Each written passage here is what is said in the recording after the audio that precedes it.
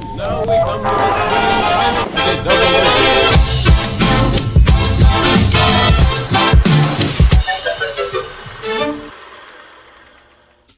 Gawa tayo ng banana fritter.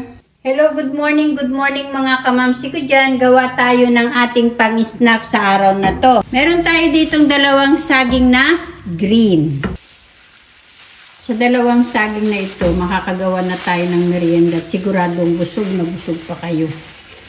Yan, kailangan nga lang yung hinog na saging kasi mas maganda kasi at mas matamis, mas tipid sa asukal. Gamit ang ating tinidor, durugin natin yan. So after natin madurog yung ating saging, timplahan na natin yan. Isang XL na itlog, 2 teaspoon na oil, minola po yung gamit ko, 1 teaspoon na vanilla, 1/2 cup na brown sugar, isang swak na Bear Brand. Powdered milk po ito mga kamamsi. 1 1/2 tablespoon na baking powder. Then, isip natin yung ating all-purpose flour.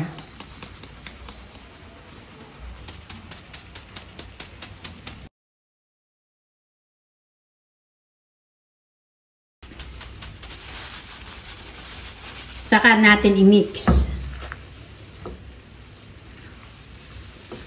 Pautay-utay, maglalagay kayo ng pakunti-kunti na tubig. Huwag niyong pakaramihan.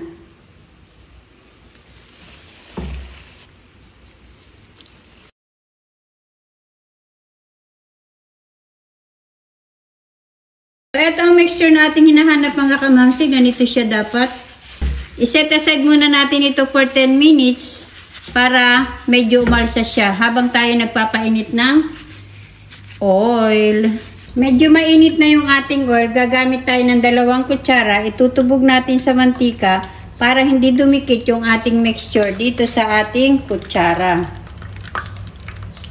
So, kukuha lang kayo nito, nakikita nyo ba? Kukuha lang kayo dito, paiikot-ikutin nyo lang yan. Tapos, kukuha lang tayo ng ganito. Tapos, mas maganda kasi yung medyo maliliit kasi lalaki pa rin yan. Basta yung mixture nyo, hindi masyadong basa. Kasi pag basa, the tendency, pag naluto siya is, nayuyupi siya. Nadideform yung kanyang size.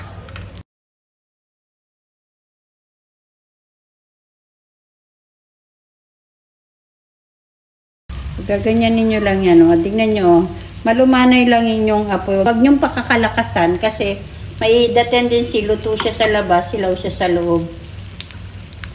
So, kapag ganito na yung kulay niya, luto na yan mga kamamsi. Pwede nyo na yan tanggalin. And then, ilagay nyo lang sa isang strainer para mawala yung excess oil niya.